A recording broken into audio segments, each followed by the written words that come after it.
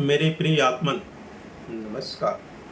Doctor Digvijay शुक्ल, ज्योतिष विभाग अध्यक्ष, गुरु श्री गोरक्षनाथ संस्कृत विद्यापीठ स्नातकोत्तर महाविद्यालय गोरखनाथ मंदिर गोरखपुर, शिवाज्ञा ज्योतिष समाधान चैनल पर स्वागत है।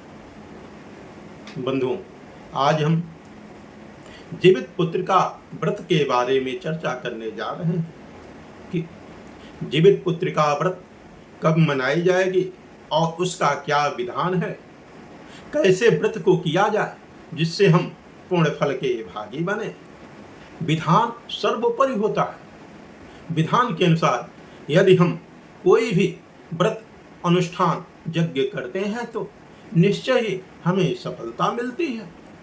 बंधुओं, इस बार आश्विन मास कृष्ण पक्ष अष्टमी तिथि 25 सितंबर 2024 को बुधवार दिन आर्द्रा नक्षत्र व्यतिपात योग के सुखद मिलन में यह जीवित पुत्रिका व्रत विशेष धूमधाम के साथ किया जाएगा। बंधुओं, इस दिन राजा जीमुत वाहन की पूजा करने का विधान है। इस वीडियो के बाद जीवित पुत्रिका व्रत की कथा दूसरी हम देंगे, उसको आप जरूर सुने, जिससे सौभाग्यवती स्त्रियों एवं माताओं का व्रत पूर्ण माना जाएगा। मात्र कथा श्रवण मात्र से आपकी मनोकामना पूर्ण होगी, उससे जरूर सुने। आइए एक दृष्टांत के माध्यम से उस जीवित पुत्रिका व्रत की विशेषता क्या है उसको हम बताते हैं। बंधुओं, एक गंधर्व राजकुमार थे जिनका नाम जीमुत वाहन पड़ा। वह गंधर्व इतने परोपकार, उदार एवं दयालु थे। उनके पिता सारा राजपाट छोड़ करके वन में चले गए। तब वहां की प्रजा सभी लोग मिल करके जीमुत वाहन को राजा बना दिए। वह राजा अपने प्रजा को पुत्रवत स्नेह रखते थे, परंतु उस राजा का मन उस कार्य में नहीं लगता था, क्योंकि कहा गया है कि आत्मा वा जायते पुत्र। शास्त्रों में इस प्रकार का वचन मिलता है कि पहला पुत्र जो है पिता का आत्मा होता है। इसलिए यह राजा जीमुत वाहन अपना राजपाट सब छोड़ करके अपने भाइयों को सौंप कर पिता की ही तरह वह जंगल में चले गए और वन में जाकर के ईश्वर आराधना में निमग्न हो गए।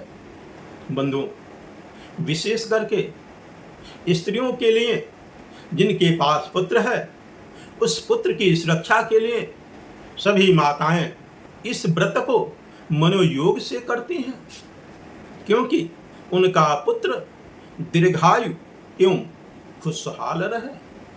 उनके पुत्रों पर आने वाले सभी संकटों का हरण हो, पुत्र के आने वाले सभी संकटों का हरण हो, इसी कामना को रख करके सभी स्त्रियां इस व्रत को निराहार निराजल रखती हैं। यह व्रत अत्यंत कठिन माना गया है। 24 घंटे का निराहार एवं निराजल व्रत रखते हैं और दूसरे दिन विलंब के साथ खर करते हैं, जिससे यह व्रत अत्यधिक कठिन माना गया है। बंधुओं, जीवित पुत्रिका व्रत दो शब्दों को मिलाकर बना है। जीवित का अर्थ होता है सभी प्रकार के संकटों को टालकर सुरक्षित होना, और पुत्रिका का अर्थ पुत्र के लिए रखे जाने वाला व्रत को जीवित पुत्रिका व्रत कहते हैं। यह व्रत स्त्रियों को अवश्य रखना चाहिए जिनको पुत्र प्राप्ति का परम सौभाग्य प्राप्त है। बंधुओं, यह व्रत अष्टमी तिथि दिन में 4:57 तक रहेगी। यह व्रत निराजल रह करके सायंकाल में राजा जीमुत वाहन के मूर्ति के रूप में वरियार की पूजा करती हैं। जैसे वरियार अत्यधिक बलवान है, ठीक उसी प्रकार उस वरियार से यह कामना रखते हैं कि हमारा पुत्र भी अत्यधिक पराक्रमी एवं बलशाली हो। बंधुओं, वरियार को धूप, दीप, नैवेद्य, सिंदूर, कच्चा धागा, ज्योतिया, सप्तधान अर्पण करना चाहिए। बंधुओं, इस व्रत को दूसरे दिन विलंब के साथ खर किया जाता है, अर्थात पारण किया जाता है।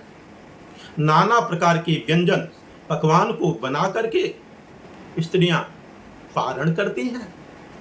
इसमें खाण के साथ जिनके जितने पुत्र होते हैं, उस पुत्र के साथ एक अधिक राजा जेमुतवाहन के नाम से भी खाण ग्रहण करना चाहिए।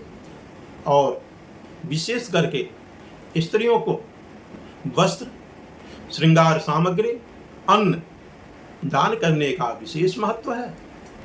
पारणा के पूर्व इसको करना दक्षिणा के साथ विशेष महत्व रखता है। ऐसा वचन मिलता है कि स्वतः भगवान शिव ने कहा है कि इस व्रत को जो स्त्रियां रखती हैं वह भगवान विष्णु के सालोक्य को प्राप्त करती हैं और उनका पुत्र सुखपूर्वक जीवन यापन करते हुए अंत में मोक्ष को प्राप्त करता है। ओम